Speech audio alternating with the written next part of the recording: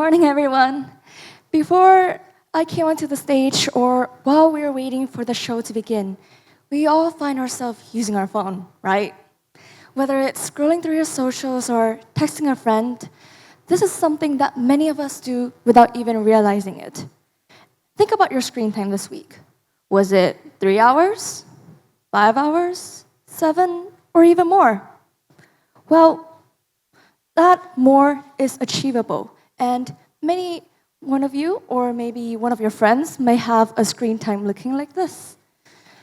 This is one of my screen time also, and I'm glad it has decreased over the past few weeks because of exams.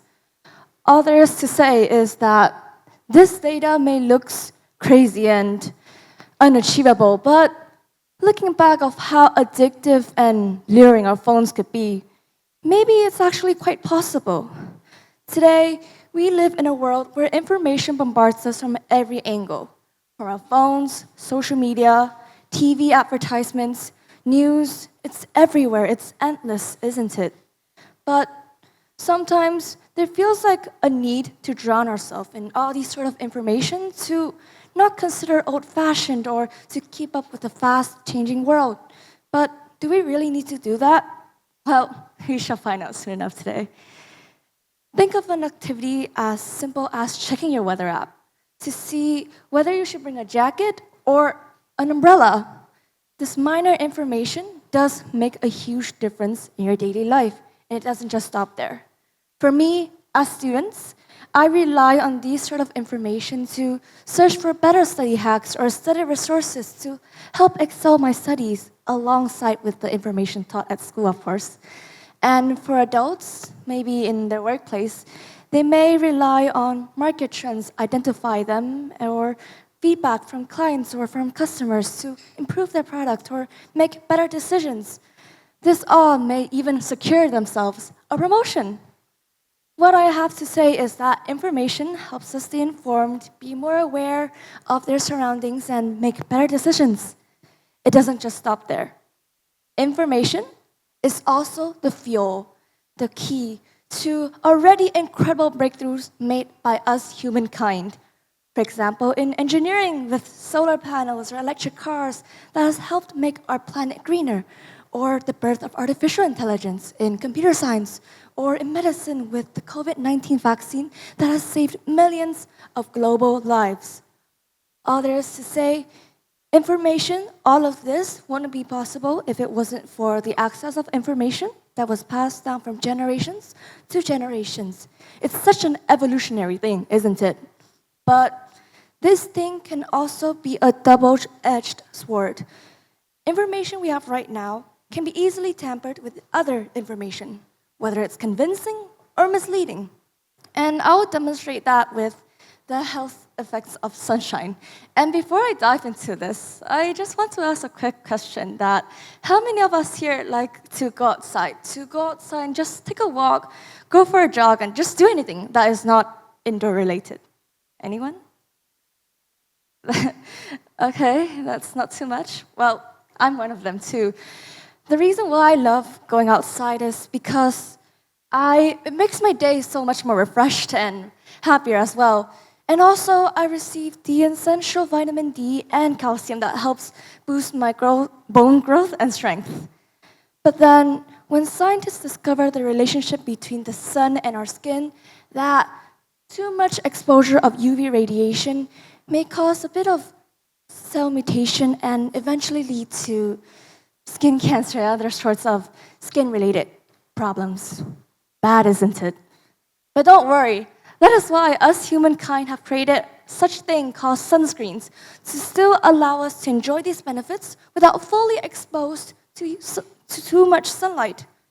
But then, we humankind again have discovered that this little friend, sunscreens, also contain harmful nanoparticles such as titanium and zinc, which seeps into our skin and exert toxic chemicals that can eventually lead to skin, like cell mutation and, again, skin cancer and other sorts of cancers and diseases. Now, what information do I even trust now? Like, I've always perceived sunshine as such a great thing, as such a thing that I should be doing every day, like going outside. But with those harmful effects, should I even go outside anymore?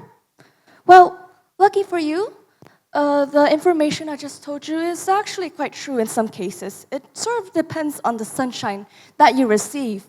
If it was like a 5 a.m. to an 8 a.m. sunshine, then it will be beneficial for you, in contrast with the 12 p.m. to 3 p.m. sunshine. All there is to say is that if that was unverifiable claims, if you're constantly exposed to that, then too much of that may confuse, overwhelm you, and may eventually lead you to a mental state called cognitive overload, which is when your brain takes in more than what it can consume. Every photo you see on Instagram, every conversation that you engage with your friends are all inputs that your brain has to process. And too much of this can overwhelm you, cause you to forget things easily, and even reduce your attention span. Our brains can averagely process around 74 gigabytes of data. And here shows a table of file byte sizes converting to much more tangible content for you to see how capable our brains are into handling a vast amount of information. And with the world constantly developing, changing so much, so fast, no chance that information is going to start to decrease anytime soon. So, what to do? Well, there's a way to that.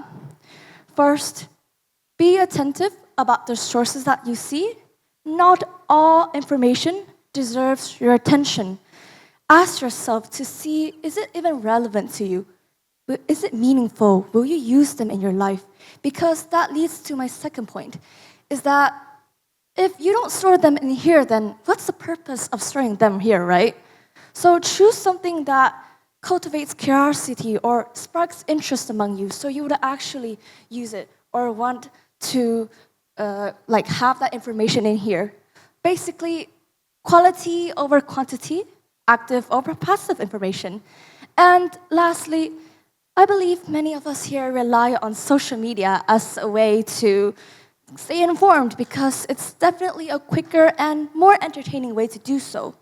But then it is also mean it is an easier way to get sucked up in that endless cycle of scrolling.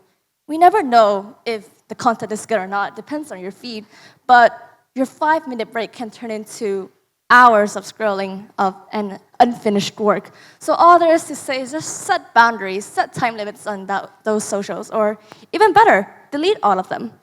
So to sum up all I have said is that information is just unavoidable. You hear, you see them, it's everywhere. Even right now, with you listening to my talk, that is also information that you're consuming. Whether it could be a powerful tool to help you to grow, create, or even thrive, or it could also mislead and misguide you, depending on how you use the information. Before I leave this show, I want all of you to consider what I've said today. Will you use any of my advices that I've just shared? Will you reflect on your information consumption behavior? Because at the end of the day, it's not about consuming information, because everyone can do that, but it's about knowing what type of information, selecting at your own benefit, and use it at your own benefit as well. Thank you.